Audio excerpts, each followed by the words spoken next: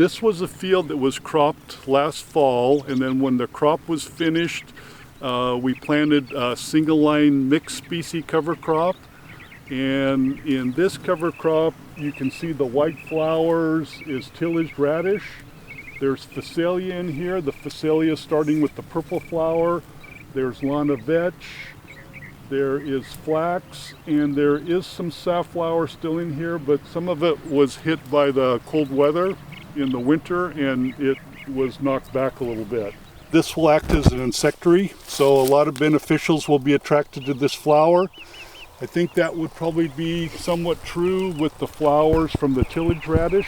So in this field, there's a lot of things besides what's going on below the ground. There's a lot of things that are happening above the ground with maybe beneficial insects. So the goal for this field when we're ready to move on to the next crop is we will come in and flail mow the cover crop, driving in the existing furrows. And then this is where a place we'll try the vertical tillage tool with the series of coulters that will kind of run across the top of the bed and chop the residue of the cover crop, maybe get a little bit of it pressed into the soil. And at that point, we can start to assess what next step we can take to try to go to another crop without primary tillage on this field. So this had been in cabbage planted for harvest last fall. And then when we finished the harvest, we came in and we did a single line with safflower and lana vetch. We let it get started. We came in and cultivated it, and then we put a couple more lines of safflower on either side of the original line. And the interest in the safflower is finding cover crop species that may be beneficial at keeping the ground open up, because if we're not going to be doing tillage or primary tillage to loosen up the soil, we want to incorporate cover crops that do that same thing. So something like safflower with a nice deep taproot, we're relying it on doing some of its tillage by opening up the ground. We've come to a field that is now planted in cover crop, but over the winter we had carrots and brassicas, it was broccoli, cabbage, cauliflower, some kale, and lacinato. And as we finished harvest, we came in and mowed, and then we planted a single line. This is safflower and lana vetch, and this safflower is, I think the variety is baldy, so it's spineless safflower. And then we have come back, we got the crop germinated and growing, we cultivated it, and then we've come back again with planters, and now we planted 2 lines to the outside of it in safflower. So that's just emerging now. So as we go along this field, you'll be able to see the cover crop just with very little work on the old crop to get the cover crop planted. So these were carrots. They were dug. We kept the traffic in the furrow. We did leave the beds established, and what allowed us to do, we may have run the Rotera, which is a light rotary harrow that works the ground, makes a little bit of a seed bed, or we may have just planted it the way it was, but we came in with a single line planter, and we planted a line of cover crop seed that was lana vetch and Sudan grass, or safflower. And the idea here is we wanted the lana vetch for a little bit of nitrogen production, help with our nitrogen for our soil, and we wanted the safflower mixed in with it because it has a very good taproot and will go deep and will kind of open up the soil and pull nutrients from deeper in the soil profile. And then we did cultivate this because weed control is, sometimes it's quite important in organic farming. So we did cultivate this, and we've come back and we have planted 2 lines on the side to kind of get a wider amount of cover crop growing. But if you come back in a month from now with this good weather, the vetch is going to completely cover the furrow, and this will be completely covered in a short period of time. And that's your weed control. And that's part of our weed control after we've done that initial cultivation.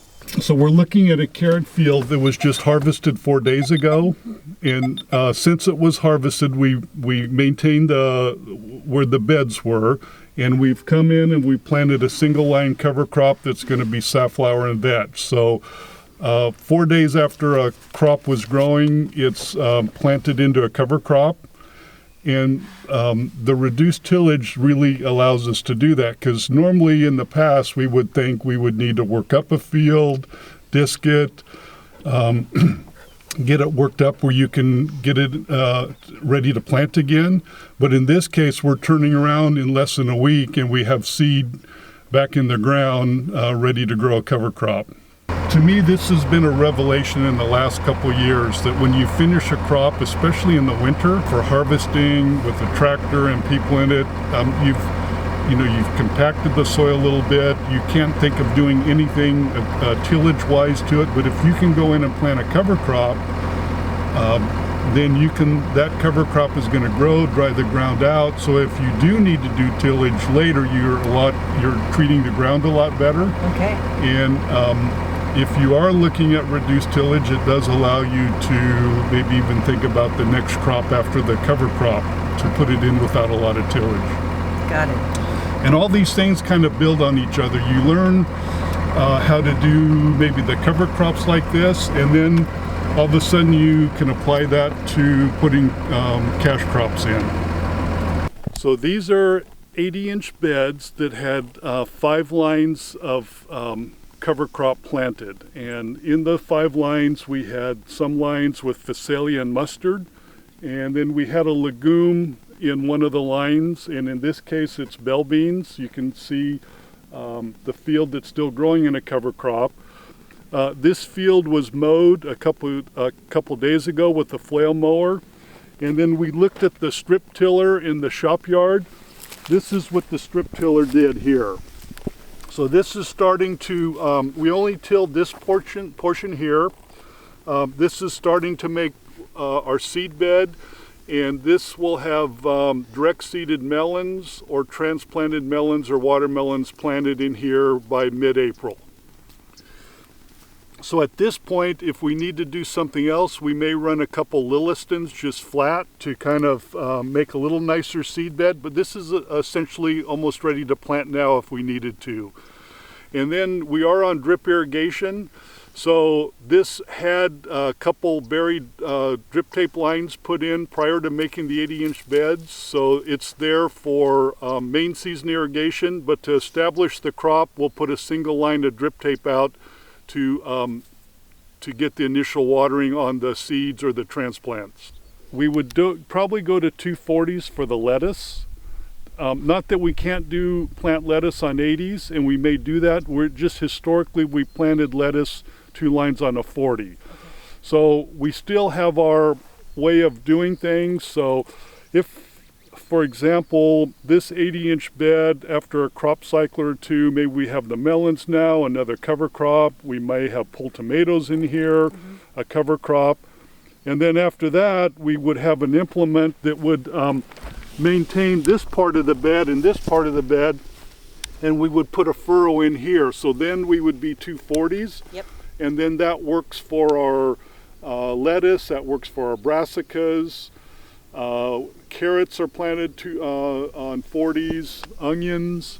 I don't know, when we get into our onion production, we want a nice fine seed bed.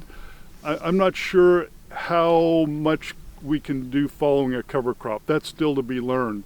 Carrots, which are kind of planted on the same 4 line on a 40, we have planted a phacelia cover crop prior to carrots, mowed them, lightly tilled the beds without doing any primary tillage, let it break down a little bit with a pre-irrigation, and we were able to plant carrots on those beds. Successfully? Pretty successfully, yeah. Good. I mean, what had happened, there were succession plantings across that field. The first planting maybe was okay, but not great. Not by the standard that we're used to. But as we had a little more time and some of that cover crop material maybe broke down a little bit more, then the later plantings were much more like our regular carrot plantings on tilled fresh. So this was the cover crop that was mown, and now we're going to run our vertical tillage tool, the chopping disc in line, that will come through and start to chop this up and press it into the soil. And then we will come with the strip tiller and run a strip down the middle. This is a little bit of a surprise to me. These are the stalks of the safflower. I didn't realize they would get quite this big. So we'll see how the vertical tillage tool does chopping. If we have to run a second time, maybe we can start to get it chopped up. Run our strip tiller, and for peppers we need to put buried drip tape in because that's the way we've normally done it. So we do in that strip tilled area, we'll have to come in and put our buried drip tape in. Then we might want to, since peppers are a pretty big nitrogen user, we may want to put a small amount of feather meal in because this will be our chance. We'll also spread compost here before we run the strip tiller. And then we'll want to kind of seal up that strip tilled area where the drip tape is.